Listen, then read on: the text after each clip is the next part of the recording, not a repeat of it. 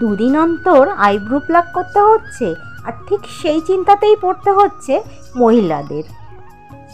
পার্লারে যাওয়ার জন্য ঠিকঠাক সময়ও বের করতে পারছি না, তারপর ব্যথা লাগার একটা ভয় তো থেকেই যায়। এই করে করে আমাদের অনেকটা লেট হয়ে যায় এবং আমাদের হেয়ারগুলো অনেকটা গ্রোথ করতে শুরু করে। এই সময়ে আমরা পার্লারে না গিয়ে যদি বাড়িতে থাকা সামগ্রী দিয়ে বিনা খরচে বিনা ব্যথায় আমরা নিজেদের ভ্রুটা নিজেরাই প্লাক করতে পারি, এর থেকে ভালো কিছু আর হতেই পারে না আমাদের মহিলাদের জন্য। প্রথমেই আমি আমার ভ্রুতে ট্যালকাম পাউডার লাগিয়ে নেব। যে কোনো ট্যালকাম পাউডার লাগালে হবে। তো ট্যালকাম পাউডার লাগালে আমাদের পশমগুলো খুব নরম হয়ে যাবে এবং আমরা যে হেয়ারগুলো রিমুভ করব তাতে একটু ব্যথা লাগবে না। তো আমাদের প্রথমেই যেটা লাগবে, একটা সেফটি পিন লাগবে। তো সেফটি পিনের দ্বারা আমাদের ঘরে থাকা লিপস্টিক বা কনসিলার এই দিয়ে আমাদের আইব্রোটাকে ড্র করে নেব। আইব্রোটা এইভাবে ড্র করে নিলে কি হবে, যারা বিগিনার আছো তাদের আইব্রোর হেয়ারটা তুলতে খুব সুবিধা হবে এবং এক্সট্রা কোনো হেয়ার উঠবে না। তো এইভাবে আমি আইব্রোটা ড্র করে নিচ্ছি। আর তোমরা যারা এইভাবে করতে চাও তারা কিন্তু অবশ্যই ট্রাই করে দেখতে পারো। এবং আমি ভ্রুর মাঝখানে ড্র করে নিলাম, কারণ ভ্রুর মাঝখানেও কিন্তু আমাদের হেয়ার থাকে। তো দেখো আমি কত সুন্দরভাবে ড্র করে নিয়েছি। তোমরা যে কোনো কিছুর মাধ্যমে এটা ড্র করে নিতে পারো। আর এই টেকনিক ইউজ করে তোমরা ফেসের যে কোনো জায়গার অবাঞ্ছিত পশম সহজেই রিমুভ করতে পারবে। আপার লিপ, ফরহেড, চিক, যে কোনো জায়গার পশম তোমরা রিমুভ করতে পারবে। সর্বপ্রথম আমাদের লাগবে একটি টুথপেস্ট এবং ঘরে থাকা যে কোনো হোয়াইট টুথপেস্টের ব্যবহার তোমরা করতে পারো। আমি যে বরাবর লাইন করেছিলাম তার উপর থেকে এবং নিচে থেকে আমি টুথপেস্টটি ভালো করে লাগিয়ে নেব। এবং খেয়াল রাখতে হবে আমরা যেভাবে লাইন করেছি, ড্র করেছি, তার ভেতরে যেন টুথপেস্টটি চলে না যায়। টুথপেস্ট দেওয়ার ফলে তোমাদের হেয়ারের যে গোড়াগুলো সেগুলো আলগা করে দেবে এবং এক্সট্রা হেয়ারগুলো তুলতে খুবই সহজ হবে এবং তোমাদের একটুও ব্যথা লাগবে না। যেহেতু টুথপেস্টটি একটু ঝাঁঝালো প্রকৃতির হয়, তার জন্য তোমাদের চোখে একটু জল আসতে পারে। শুকিয়ে যাওয়ার পরে এটা আর কোনো ঝাঁঝ বের হবে না এবং নর্মালি তোমরা হেয়ারগুলো রিমুভ করতে পারবে। এটা শুকানোর জন্য 5 থেকে 10 মিনিট ওয়েট করব, ভালোভাবে যাতে শুকিয়ে যায়।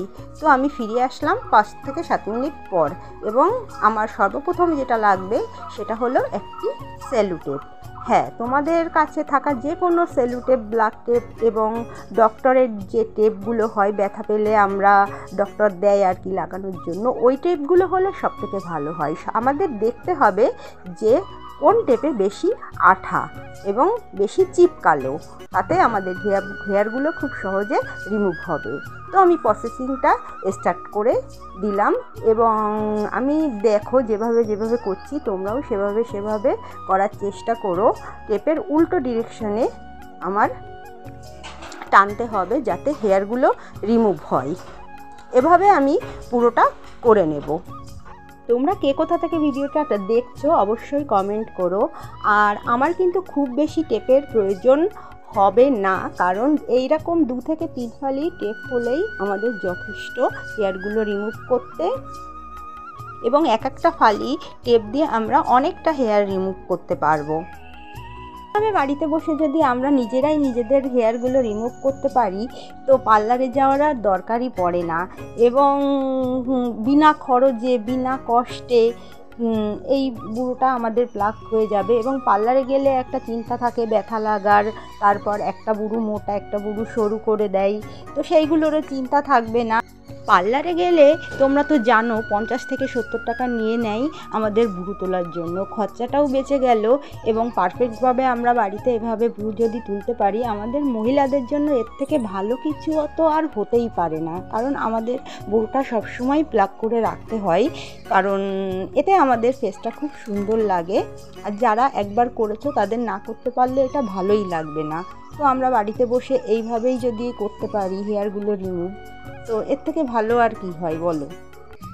গরমের কারণে পেস্টটা ঘেমে গেলে কিন্তু এই টেকনিকটা খুব বেশি কাজ করবে না। তোমরা যথাসম্ভব চেষ্টা করবে ঠান্ডা জায়গায় বসে করার। এটা কেসটা কিন্তু ভিজে গেলে, ঘামে ভিজে গেলে এটা কিন্তু ভালো হবে না, তাই ঠান্ডা জায়গা বসেই এটা করবে। তো আমার হেয়ারগুলো সব রিমুভ করা হয়ে গেছে। আমার কিন্তু খুব বেশি টেপের প্রয়োজন হয়নি, 2 থেকে 3 ফালি টেপের প্রয়োজন হয়েছে।